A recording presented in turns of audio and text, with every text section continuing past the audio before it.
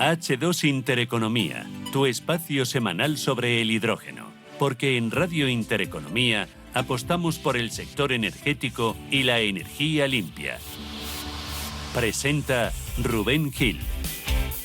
Estamos ya en marcha, es martes santo de Semana Santa, pero aquí estamos dando el callo y hablando de hidrógeno. Una nueva edición de H2 Intereconomía, es el 28º capítulo ya de esta temporada. Vamos a conocer hoy a Mateco, una empresa especializada en nanotecnología para la producción de hidrógeno verde. El consejero delegado de la misma nos va a presentar una tecnología, su tecnología, con la que quieren revolucionar, lo están haciendo ya, la producción de hidrógeno verde y la descarbonización. Objetivo, acelerar la transición energética hacia una economía más sostenible. Nos visita también Rafael Luque, CEO de Ariema.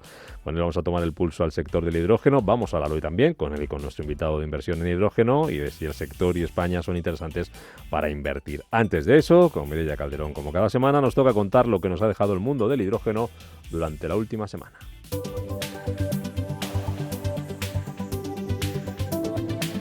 Contamos noticias. Empezamos con la primera gran planta de hidrógeno verde de Galicia, que ya ha iniciado su tramitación. La Xunta de Galicia ha recibido recientemente la propuesta técnica para desarrollar la primera y la segunda fase del proyecto impulsado por Repsol, Naturgy y Reganosa. La factoría se ubicará en una parcela dentro del complejo de la antigua central térmica de Mirama, en Cerceda. Ocupará una superficie de 67.000 metros cuadrados una vez se ejecuten las 3 etapas previstas de la obra y podrá tener una capacidad de generación de aproximadamente 8.500 toneladas al año de hidrógeno. Es noticia también esta semana, siguen 2H2, el innovador proyecto valenciano de hidrógeno renovable a partir de residuos poco aprovechables. Su uso hará posible disminuir el consumo energético de los procesos donde se utilicen, ya que disminuyen la energía de activación de la reacción. Castilla-La Mancha desarrolla un proyecto a la vanguardia en investigación de tecnologías de producción de hidrógeno alternativo. Así lo ha indicado el director de la Agencia de Investigación e Innovación, José Antonio Castro, quien ha señalado que a este proyecto desarrollado por la doctora María José Torres se está destinando por parte del gobierno de García Paje alrededor de 150.000 euros, según informa la Junta en una nota de prensa. Repsol explora unirse al fondo danés CIP para producir hidrógeno en España. La compañía que dirige Josu Jonimaz estudia entrar como socio en el proyecto Catalina, que promueve el fondo danés y que contempla el desarrollo de una planta de hidrógeno verde en la localidad de Andorra, en Teruel, según indican diversas fuentes financieras. La Junta de Accionistas de Nagas respalda la apuesta de la compañía por el hidrógeno verde. El consejero delegado Arturo Gonzalo, ha destacado que a través del hidrógeno verde Nagas tendrá un rol clave en la lucha contra el cambio climático, un reto global cuya urgencia es más evidente cada día que pasa. Y ha añadido que la respuesta al calentamiento global no puede esperar y por eso el hidrógeno renovable tiene que ser ahora. Vitoria investiga transformar residuos plásticos en hidrógeno. El Centro de Investigación sobre Energía, con sede en Vitoria, lidera un proyecto financiado con la Comisión Europea que contribuirá a combatir los problemas de contaminación generados por los residuos plásticos a través de su valorización inteligente al transformarlos en hidrógeno limpio y materiales descarbonizados. EDP culmina la tramitación ambiental del Valle del Hidrógeno de Aboño, el más avanzado del país. La compañía espera tener en marcha la primera fase con 150 megavatios de electrólisis a finales del año que viene. Solaris entregará otros 20 autobuses de hidrógeno a Colonia. El operador de transporte público de la ciudad alemana de Colonia ha vuelto a elegir a Solaris como proveedor de autobuses propulsados por hidrógeno. Por la ciudad alemana ya circulan 46 autobuses Solaris de hidrógeno y otros 18 están en producción pendientes de ser entregados. Y la inversión en hidrógeno verde y biocombustibles tendrá un impacto positivo en la economía andaluza. Según un informe de Manpower realizado para Cepsa, solo la inversión que se realizará en los próximos 15 años en hidrógeno verde y biocombustibles hará crecer la economía española y andaluza un 1%.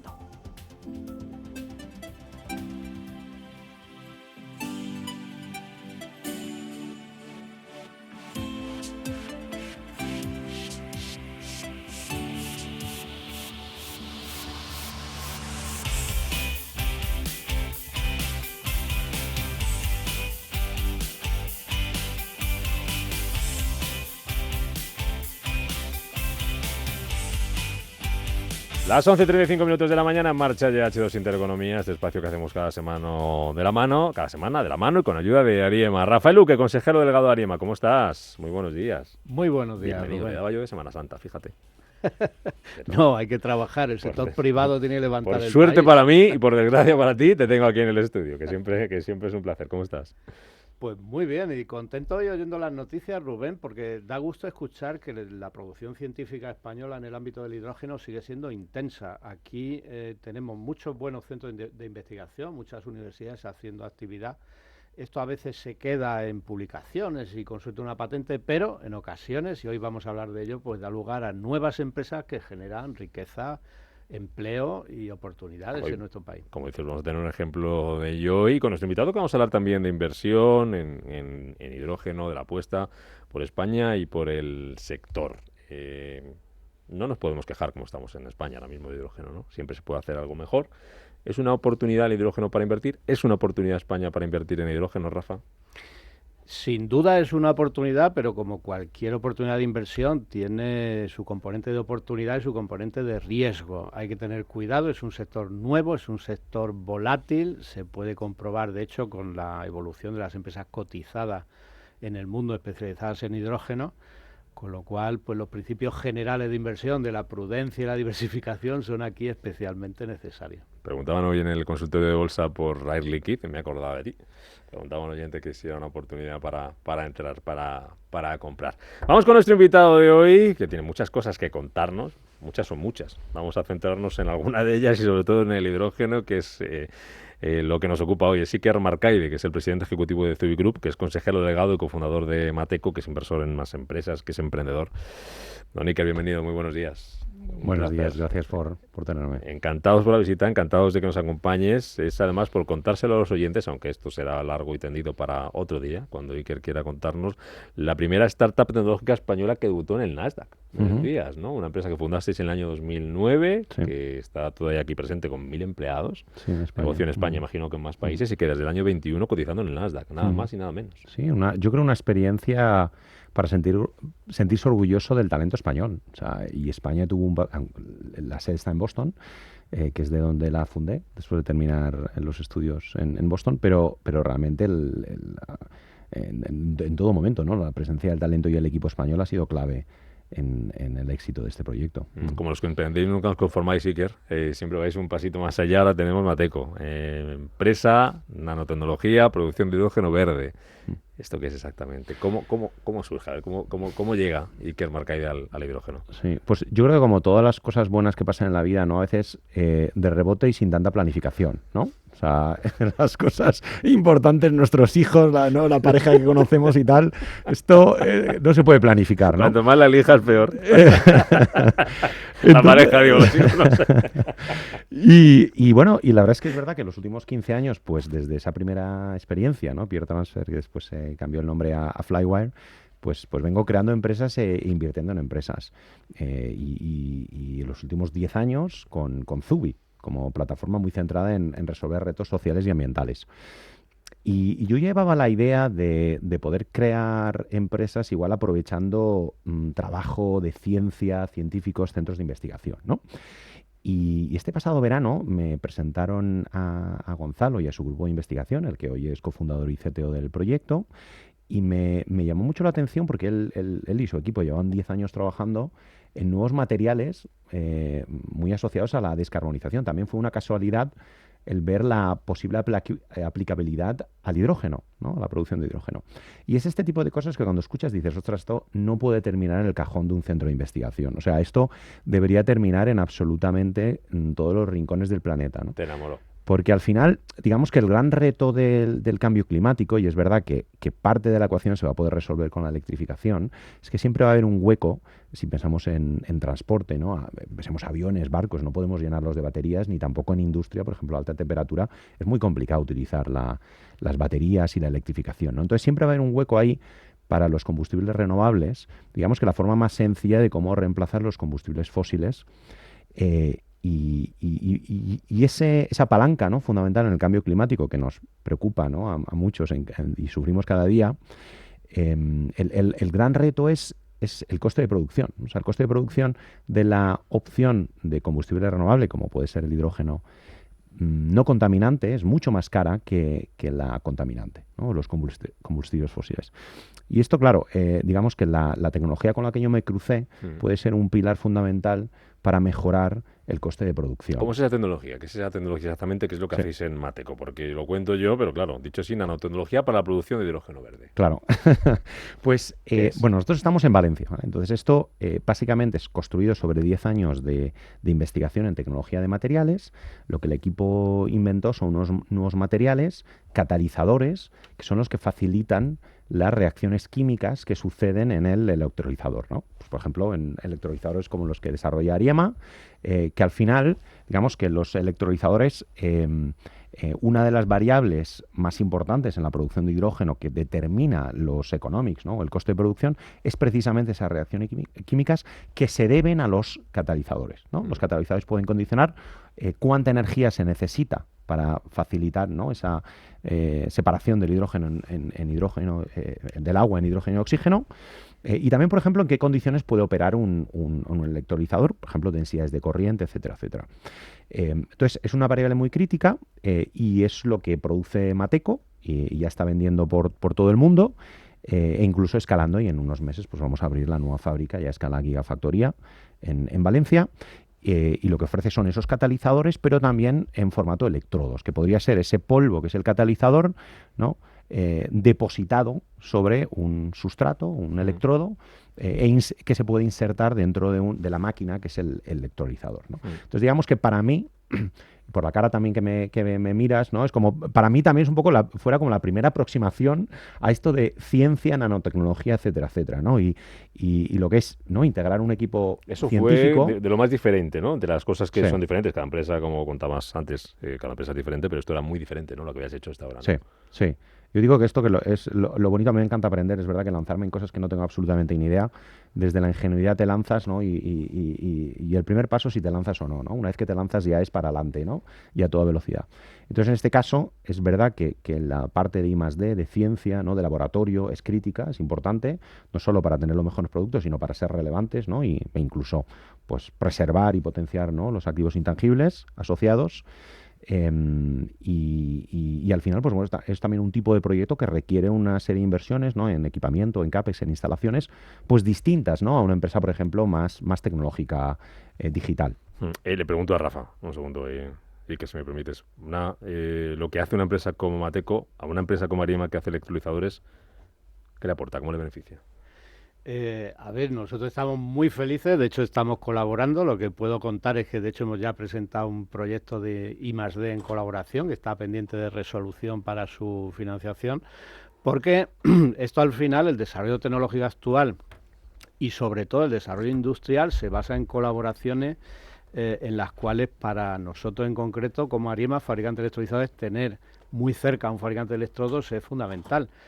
Pensemos que al final hablamos de máquinas muy complejas donde una empresa no puede hacerlo bien todo, y que haya especialistas en determinados componentes nos da ventaja competitiva. Al final estamos cerca, ya nos llevamos bien, seguro que nos pondremos de acuerdo para tener una relación futura comercial interesante, y para nosotros muchísimo mejor que estar comprando componentes en otros países. Esto genera al final mucha sinergia, mucha oportunidad de colaboración. Pensemos que en el coste de un electrolizador, el stack, lo que es el ensamblaje de electrodos donde tiene lugar la electrolisis, es el elemento más caro, y dentro del stack tiene otros componentes, hay unos marcos, hay unas placas bipolares, pero el elemento estrella y el más crítico de cara a la eficiencia de la máquina es el electrodo. Hasta ahora, por lo que has visto dentro de este sector, que bueno, nos decías sí que era nuevo para ti, no sé si para todo el equipo, entiendo que habría gente que ya tenía experiencia en esto, los que llevan... ¿Qué es lo más, no sé si difícil o principal reto, lo que estáis viendo que donde puede estar un poco ese punto que dices, bueno, una vez vamos a ver cómo superamos esto? Sí. Yo creo que, fíjate, hay una falta de estandarización, porque es un sector, yo creo que cuando se piensa en hidrógeno, se piensa en las plantas de producción de hidrógeno, ¿no? Como algunas noticias que se compartieron, o por ejemplo cuando hacías la referencia de que hoy España, ¿no? Es líder en producción de hidrógeno. Pero claro, aguas arriba hay toda una cadena de suministro que se tiene que generar, ¿no? Y esa cadena de suministro puede ser una oportunidad para reindustrialización, ¿no? De Europa y de España, o puede ser meramente la importación de estos componentes, ¿no? Entonces son dos jugadas muy distintas, ¿no? Porque una cosa es producir hidrógeno y que se consuma hidrógeno verde, por ejemplo, y otra es que realmente lo aproveches como reindustrialización. Nosotros incluso, como Zubi y como Mateco, nos hemos sumado a una alianza Cleantech for Iberia, que hemos hecho conjuntamente con Breakthrough Energy, que es una iniciativa de Bill Gates, para que realmente Cleantech sea una oportunidad de reindustrialización de la península en torno a tecnologías limpias, ¿no? Porque pensamos que hay más allá que simplemente producir, por ejemplo, ¿no? Combustibles renovables, etcétera.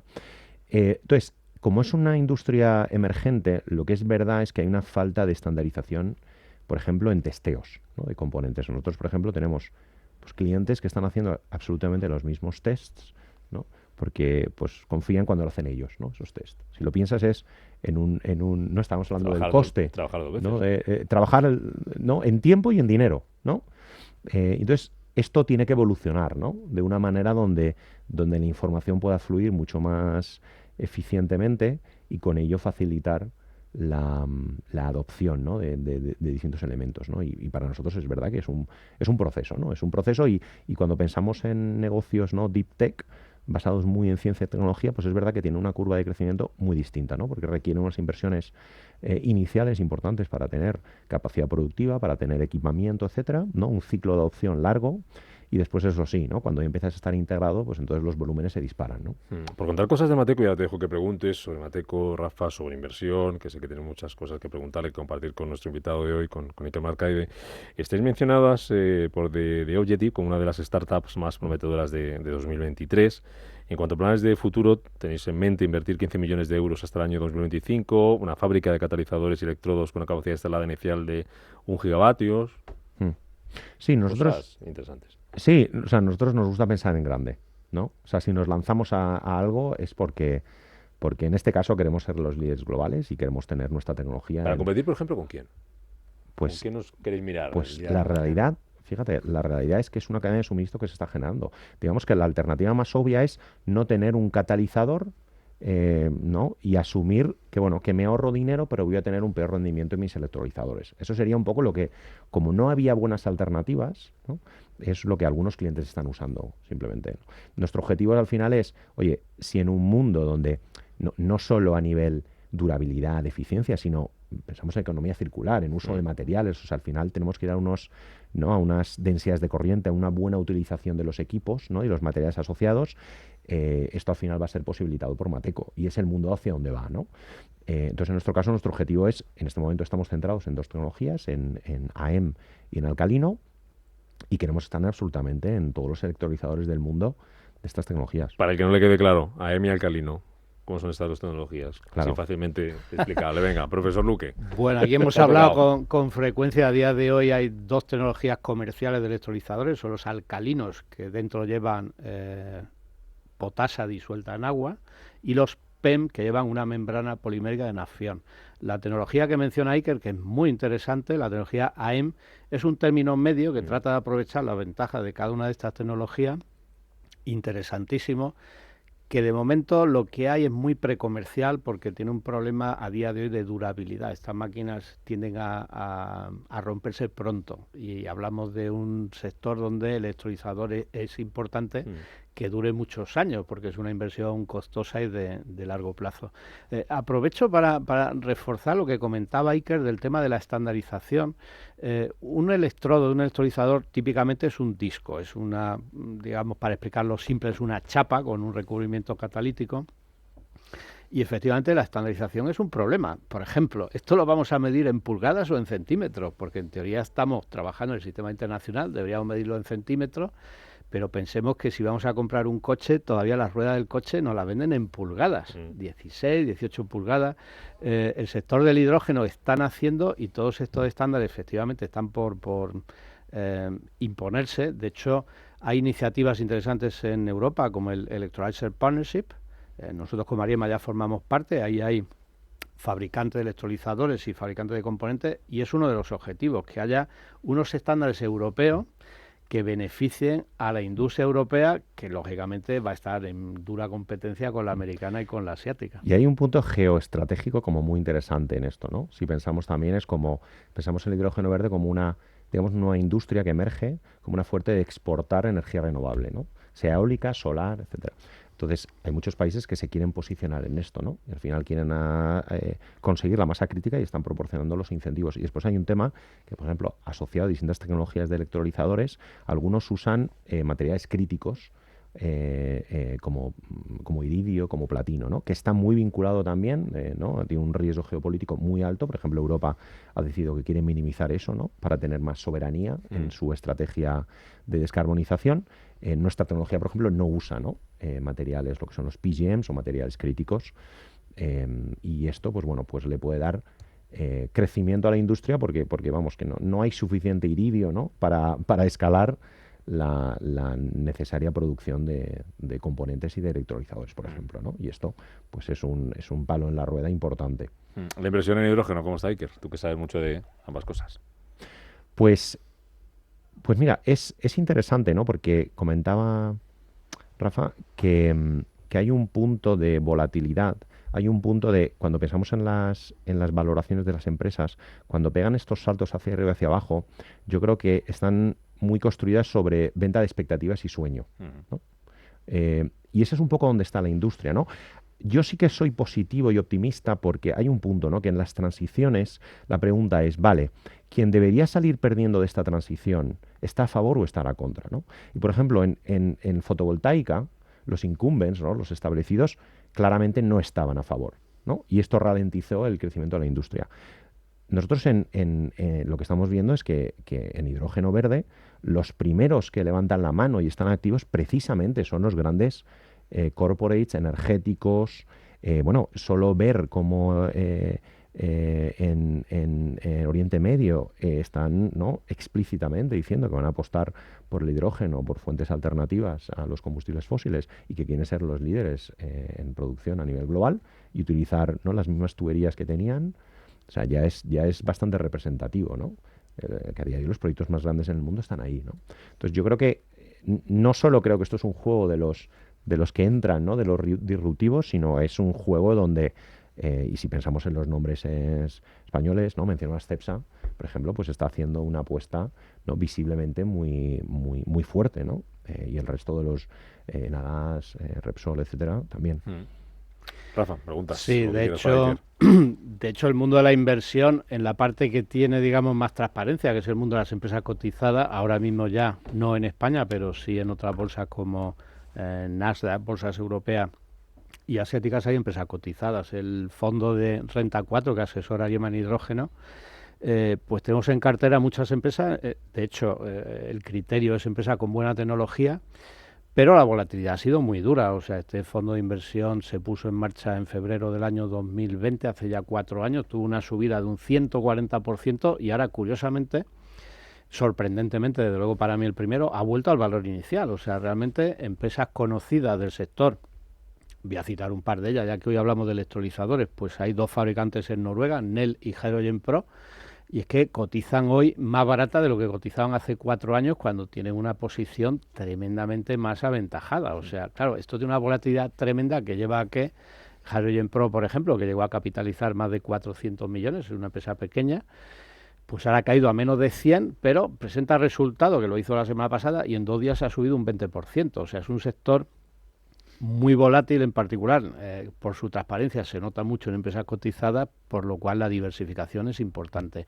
Y volviendo a nuestro entrevistado, yo sí tengo una curiosidad, Iker, porque yo, que soy de formación ingeniero industrial, tengo como más asumido que una empresa tiene que fabricar cosas, pero viniendo del mundo de la informática, donde vender 1000 programas más cuesta casi 0, ¿cómo te embarcas en algo que requiere montar una fábrica con la inversión que ello conlleva? Pues una pregunta. Yo al final lo que me motiva a levantarme por las mañanas, siendo honestos, es a mí el bienestar de mi familia, ¿no? O sea, y entonces para mí es, oye, ¿dónde dedico mi tiempo, mis recursos, mi energía, donde pueda tener un mayor impacto y mayor contribución, ¿no? Y yo al final también soy ingeniero industrial, digo un poco de mentirijillas, ¿no? Porque siempre cogí el camino más de organización y tal, pero bueno, ahora estoy quitando el polvo a los libros de química de la carrera. Y para mí también fue un poco casual el montar el primer proyecto, ¿no? Que era una fintech, una empresa de tecnología, casi porque sufrí en primera persona el hecho de mandar dinero por el mundo y las comisiones bancarias, ¿no? Y de ahí surgió pues esta empresa, Piro Transfer, que se llamaba en su momento y que sigue funcionando, ¿no? Y ahorra pues cientos de de millones de euros a estudiantes de todo el mundo, ¿no? Y ahí mi motivación era hacer el mundo un poco más justo, ¿no? Para que los pequeños no terminen pagando la fiesta de los bancos. Y aquí, igual, mi motivación es, ostras, cambio climático, que igual hace 10 años no lo estamos sufriendo, pero bueno, los veranos que estamos pasando, etcétera, ¿no? Y la contribución, además, el impacto que tiene o sea, hay 20 millones de refugiados al año debido al cambio climático, ¿no? O sea, el impacto que tiene es bestial, ¿no? Entonces es una palanca crítica y viendo algo que realmente puede ser disruptivo, el poder, y después ya a partir de ahí tomas la decisión de lanzarte, ya es lo que tiene sentido para el negocio, ¿no? Y es verdad que yo creo que cuando piensas en tecnología, el hecho de solo tener la tecnología o las patentes, por decir algo, es solo parte de la ecuación, ¿no? Si no eres capaz de industrializarlo y llevarlo a escala y poder suministrarlo, te quedas muy cojo, ¿no? Para su adopción. Ha sido un placer tenerte por aquí, nos quedan un montón de cosas por conocerte, así que vuelve cuando quieras, y si no, por llamada, por teléfono. Ya que te veo que estás dispuesto a estudiar y a desempolvar libros, me han dicho que hay un curso de Ariema de hidrógeno buenísimo. Por si acaso tienes un ratito entre empresa y empresa y le quieres echar un vistazo. Hoy Quer Marcaide, presidente ejecutivo de Zurich Group, consejero delegado, fundador de Mateco, de lo que hemos hablado hoy en este H2 Intereconomía. Enhorabuena por lo que hacéis. Muchas gracias. Y a seguir trabajando, a seguir peleando hasta cuando quieras. Gracias por acogerme. Rafa Luque, Ariema. Buena Semana Santa Iker también, que no te digo nada. Pues sí. Y nada, si alguien nos escucha que venga del mundo de la investigación, mucho ánimo, que en España también se puede emprender y llevar a la realidad un proyecto de este perfil tecnológico. Nos vemos la semana que viene. Te preguntaré cuántas torrijas hemos comido. Nos apuntaremos al gimnasio. Un abrazo fuerte, Rafa. Hasta la semana que viene. Nos vamos, que quedan menos de 3 minutos para las 12 y llegan las noticias después. Rafa Jiménez con la media sesión, los de Capital mañana aquí a las 7. Y acuérdense, el jueves también, un poquito más tarde, a las 8. Adiós. Chao.